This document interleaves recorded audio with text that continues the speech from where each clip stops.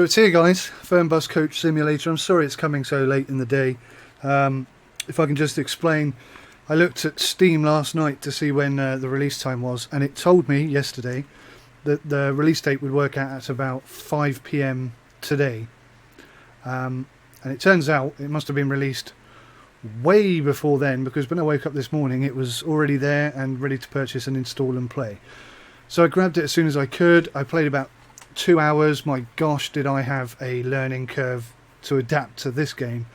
But finally I did. I managed to get my controllers working, and there's another video that I've set up that goes into quite a bit of detail, but it is a brief first look, I guess, but quite a bit of detail about how to set up and configure a G27, or rather how I set up and configured my G27. A little explanation there just to get you up and running if you're playing in or thinking of getting this game. And yeah, this is the game. So the menu is very, very, very basic. The configuration and settings are odd, to say the least. If I can just highlight two things. Terminology, let's put it that way. Instead of having a left and right indicator, in this game we have an indicator up and an indicator down. That's, I think, accurate, but to the point of being anal. And it's actually a bit confusing, let's be honest. You need a left and right indicator, so up is right and down is left. I mean, that's probably quite obvious to most of you, but maybe some of the younger viewers, maybe that's not immediately obvious, or people who don't drive cars, perhaps, I don't know. But yeah, I mean, there's a few instances like that that sort of throw you and confuse, well, threw me and confused me a tad. The other interesting thing is key binding. So in my other video, you'll see that at the moment I've got like 100 buttons in front of me available at my disposal. I don't really want that many, but that's how many I have. Now, you do need quite a lot for this game because it is an in-depth game. It is a simulator, unlike Bus Simulator 16. It is a simulator, and you can bind. What is good is that you can bind absolutely anything to anything. But when I say that, I really, really do mean it. And to elaborate on that point, I suppose, is to say that, let's say I've got button 1 and button 2, and I want button 1 to open the front door and button 2 to open the back door. So that's fine. I put that in. And then I get actually, it's more convenient for me to be the other way round. So I swap the front door to button 2 and the back door to button 1. Now what I've actually done there, by following that process, is bind button 1 to both doors and button 2 to both doors. Does that make sense? So whichever one I press, they'll both go mental. So earlier on I had the front door bound to button 1 and the back door bound to button 2, but the first time I did the back door I accidentally bound it to button 1 as well. So what I did was go back and change the back door to button 2. I hope you're following me here. Change the back door to number 2 and just redid the front door to number 1 again. Now what that actually did was bind button 1 to the front door twice. So if I press button 1 it'll open and closed. And because I'd accidentally bound button door 2 to button 1, it was also opening the back door. Does that make sense? It took me a few minutes to like wrap my head around what the hell was going on, but if I press button 1, the front door would open and close and the back door would open, which confused me because then when I pressed button 2 to open the back door would close. Do you see where I'm coming from? That's this game. It's kind of like OMSI 64-bit. OMSI 2 64-bit. That's kind of how I would describe this game so far. So the problems and the complications that I've had really have tarnished my enjoyment of this game. I'm laughing about it now, but I wasn't laughing earlier. It's very hot here. Apologies if you can hear my fan. I can't survive without it on. It's so hot. So yeah, I mean, now that I've figured out all these quirky worky bits, it's not too bad. What's nice is you can bind anything to anything. So if I wanted to, I could bind button 1 to open both the doors, all the luggage compartments, lower the back, start the engine, change the camera view, unlock the Wi-Fi, the toilet, everything. One button can do absolutely anything. In fact, one button, you can bind it so that it not only opens everything, but it also closes everything. So, I mean, it is unlimited in that sense, but it's a bit confusing when you're first starting out. So, yeah, I'm glad I've cleared up those things.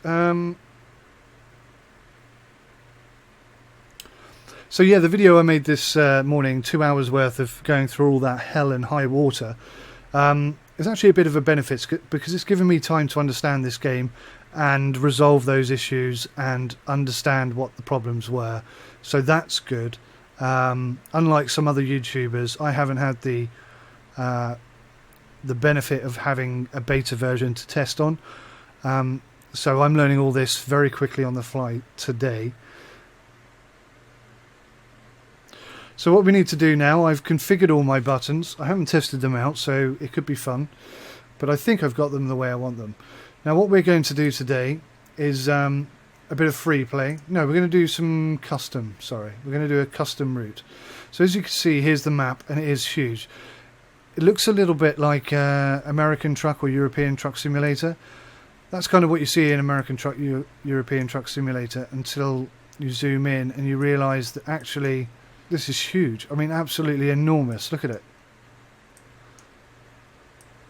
And this massive circle here is your current known area. So you can't map a route. You have to pick when you start where you start from. So I picked Dortmund because of Borussia Dortmund. You know, could have been anywhere. But anyway, so I picked Dortmund, and it gives you this circle of view, if you will. You can travel anywhere within that circle but not outside. So at this stage I don't know how I would get to Berlin, but I suspect if I create a route that goes up here to Osnabrück, oh no, sorry, that's Hanover, which is what we're going to do today, then this circle will go with me, and I'll be able to then travel on to Brunswick and Magdeburg, and then theoretically little by little towards Berlin until I've covered it all. So maybe when you start and you pick your first place, pick somewhere that's a bit more central. Oh look, Frankfurt Airport, I'd like to go there, and that's just within our reach as well. Anyway, so yeah, I think that pretty much clears up the map. Let's create a custom route then. This is how it's done. Now you can only start from a town or city that you've been to. So Dortmund is my start town, so that has to be my first route. So let's say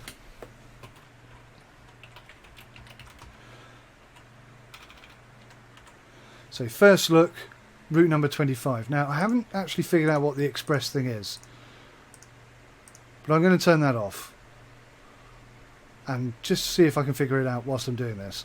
So let's start at Dortmund because that's where we have to start. It's the only place I've been, and then we'll go up here to Belfeld and then Hanover. And that's going to be our bus route today. That's what I'm going to drive. That's what our test is going to be.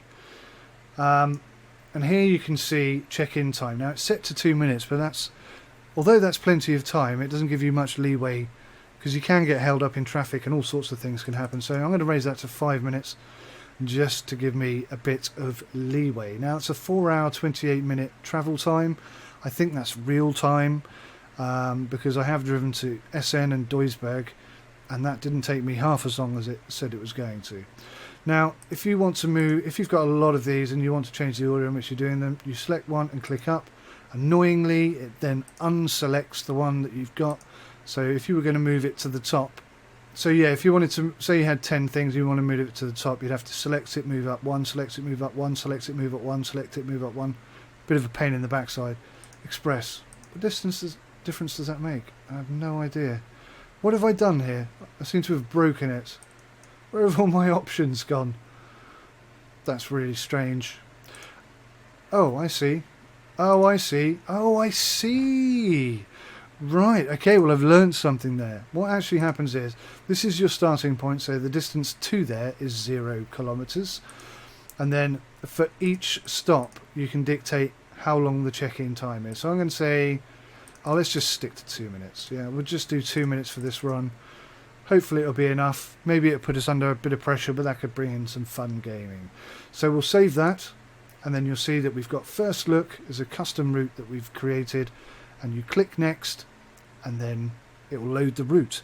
Now I warn you, installing this game takes 15 minutes, starting the game took 5 minutes, and loading and doing anything in this game takes a few minutes each time. So just to make you aware that this is not a quickie quick game, but there are 22,000 kilometers of driving available. So without further ado, let's get cracking.